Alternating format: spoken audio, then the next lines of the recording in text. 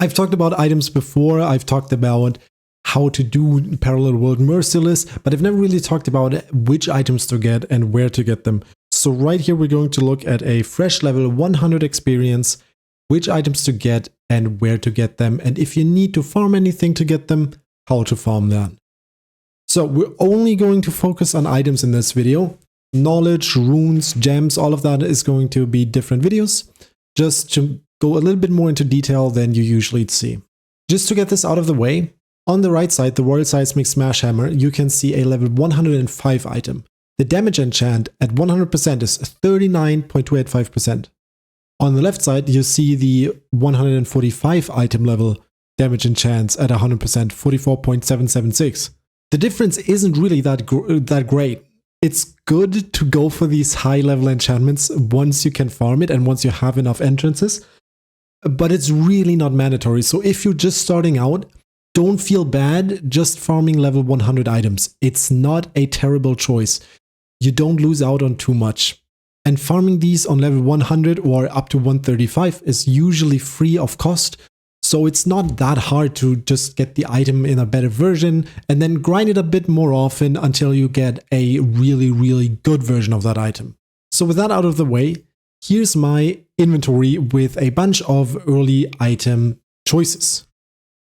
So to show this a little bit better, I'm going to unequip everything that you will not be able to get.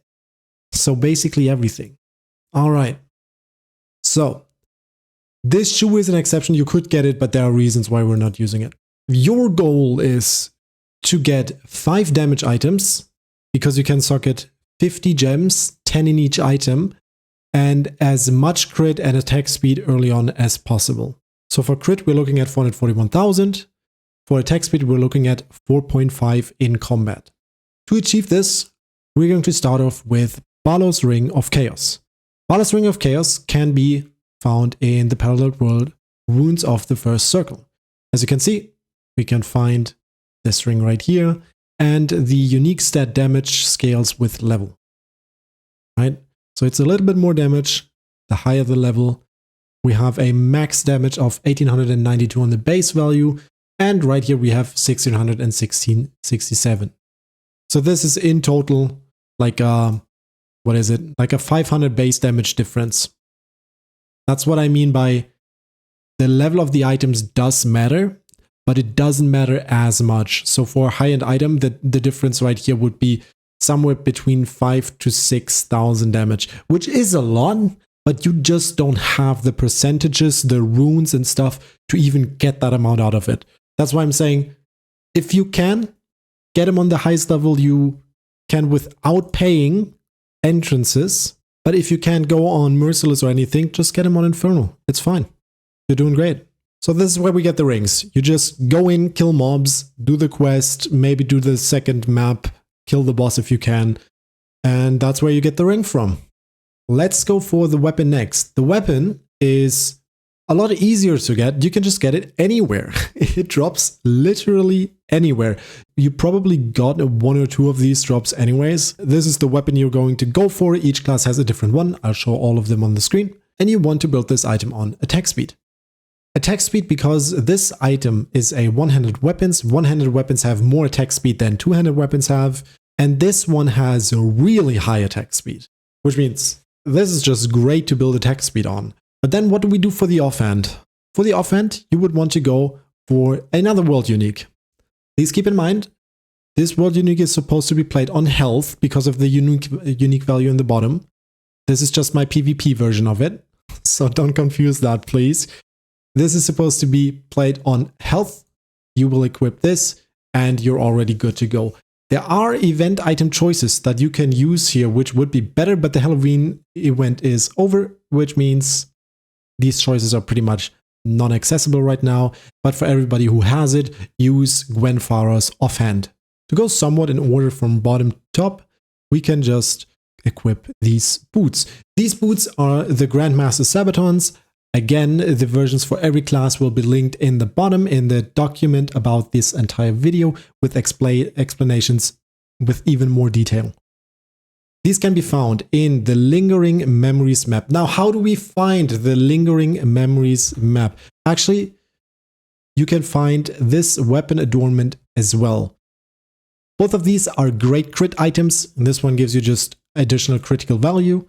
This one gives you plus 10% crit overall. So these are used to push crit on your character early on. And both of these are found in the Lingering Memories. Now, Lingering Memories is somewhat of a different mechanic than most other maps that you've had so far.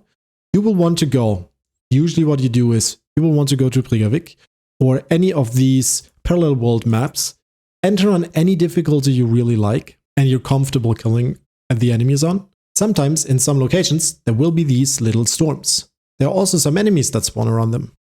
And what you want to do is, you want to check that you have some materia fragments.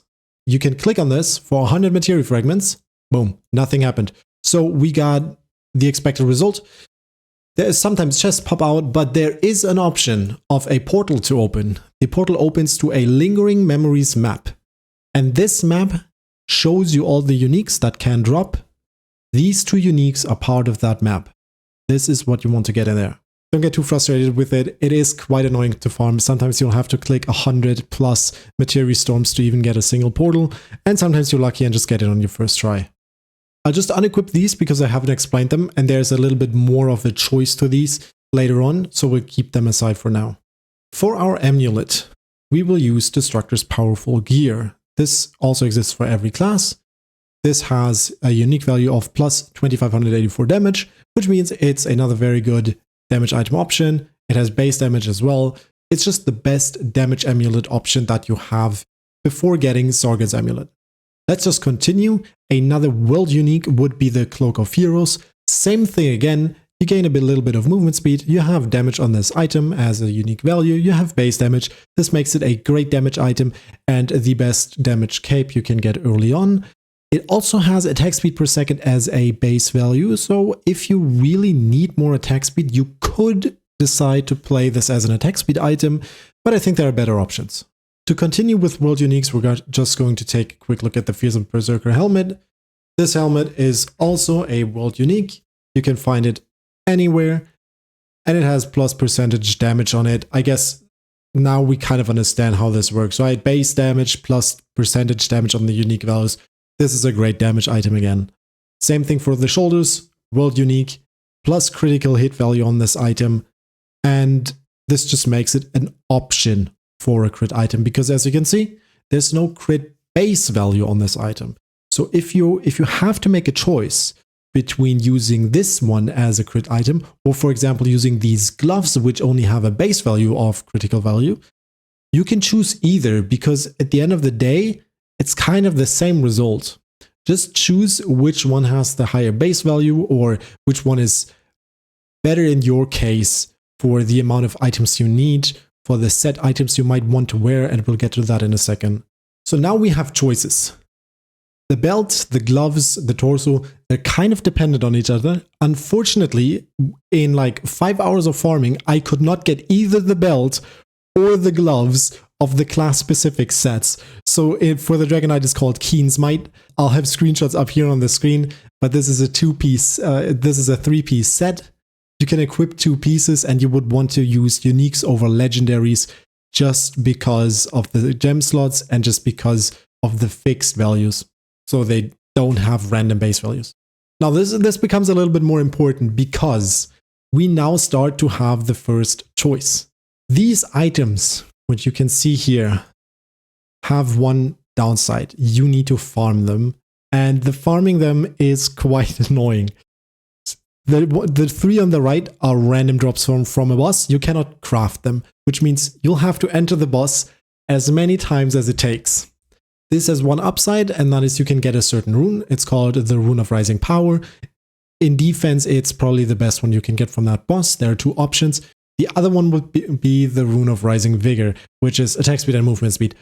And the side effect of this rune is that sometimes you go invisible, so enemies stop targeting you, which is great on paper, but it's kind of terrible if you want enemies to run towards you so they walk into your attacks, or you can kind of direct the enemies with this. You just go invisible for 3 seconds, enemies can't really attack you, they ignore you, walk back, and then you have a cooldown of 12 seconds. It's just not great. Just go for the defense rune. It's way better. So yeah, that is a little side note right there. Sorry for the tangent, but this is where you get the options, right? If you were to farm the other two bosses, which would be Siggy or Destructor, you will have to enter there 100 times. 100 times on a difficulty of painful or above. Because on normal, the boss doesn't have a guaranteed drop rate of the boss's material. Now I'm talking about this stuff right here. Or for legendary bosses, this right here. So you get the different qualities on painful, merciless, and so far. Like it always shows you which quality you're getting when you enter the map. And this is the one for bloodshed. Purple would be merciless. But you have to farm these, and you have to farm 100 of them to craft the item. When you craft the item, you're getting these few options. So you need, for example, a shield. You need 500 ore that you can collect just with multi-tools, right? And it needs to be of the same rarity that you want to craft the item of. So if I wanted to craft the powerful gear, I would need an amulet. I would need 500 of these and 100 of these. So that's one per boss. Unless you have the jewel of the ingredient hunter. If you have it, you know what I'm talking about. If you don't have it and you just started out, I'll talk about this in a video about jewels. But it's basically you can either buy it for 50 bucks or you just don't care about this right now. Just keep in mind, you have to do a lot of runs. You will have to farm gold and stuff anyway, so you'll kind of get this during the runs. But the biggest problem about these runs is that you need entrances. And these entrances, in this case, are keys of prowess. So here's a very, very short guide on how to farm them. All you do is you go to Wiza, you go to the Great Desert, and you just enter it on any difficulty that you can manage. This is one of the only maps that you can actually enter on bloodshed and mobs still respawn. Once you're here on the map, you will just walk to the center, and in exactly this location, there's a boss called Kefre. Kefre will spawn every roughly 3.5 minutes. It does have some randomness to it. And he will spawn right here. You could just kill him and he will give you a few keys of prowess. He will spawn there every 5 minutes in the exact same location. You don't have to do anything and keys of prowess automatically get picked up. Now do with that information what you will, right?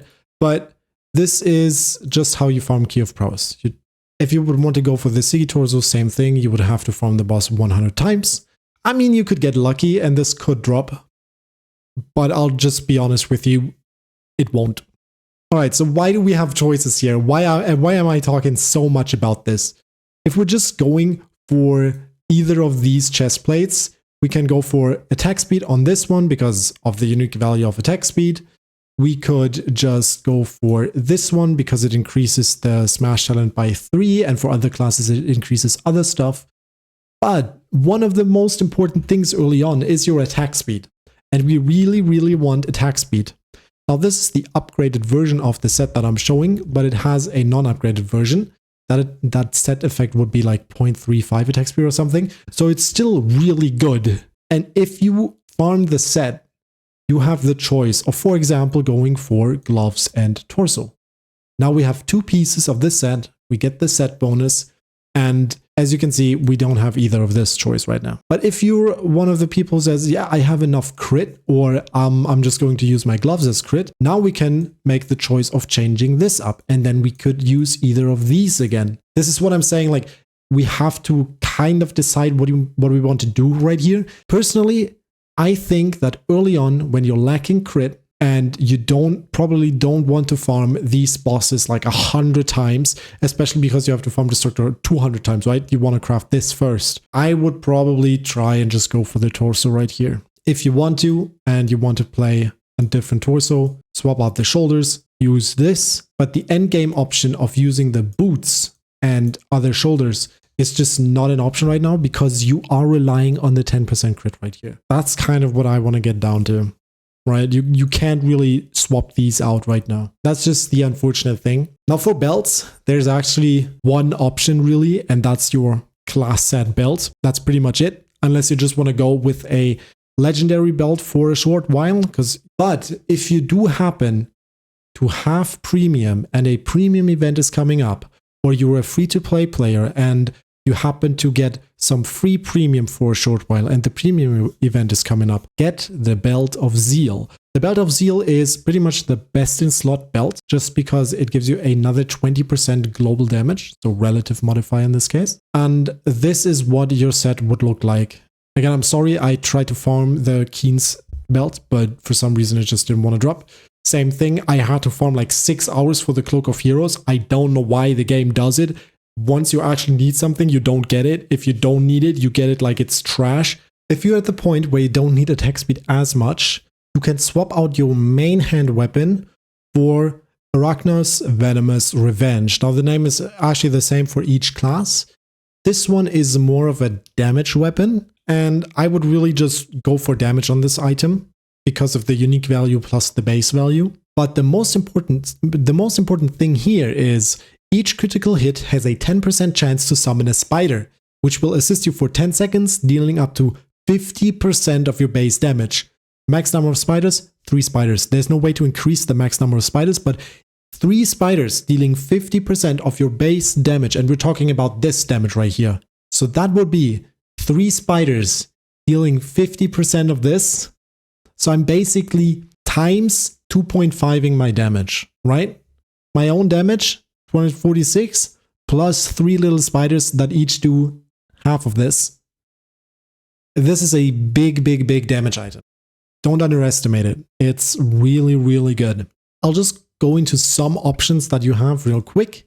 So if you happened to get enough of Gwenfarah's crafting materials or got it as a drop, and you have the Gwenfarah offhand, then I would really suggest you use this instead, because the effect of this item, as I can show you real quick, is ridiculous. This is the best damage item that you want to have before you get the two-handed weapon. So what I have to do for this item to work, right, is smash. That's kind of the life of a Dragonknight. Whatever it is, smash. So as you can see, I'm gathering some ghost energy here. Don't confuse it with battle anger. And the ghost energy lasts for 1 minute. And once it hits 30, now give me some more enemies. There we go. That's a big area. And this big area, ghost power, 30% damage. Just straight up 30% damage. You can stack this 3 times. But yeah, that's 90% extra damage, which is just, it's really good. I really hope that this helped you kind of see the path that you're going to take for the early game items. And while you're playing, you're probably going to stumble across more information about this stuff that you'll find later on, like the end game items. If you need any help building your character, make sure to check out the different class channels in the official Dragonsang Discord. They really have some good images with which gems to use in which slot, so on and so forth. I don't just want to show you a picture of this is what you have to do. I kind of want you to know why it works this way. So that's why I made an extensive guide, which you can find in the video description. It explains the entire basics of the items, everything you need to know to make qualified decisions about your own gear and have an easier way till endgame.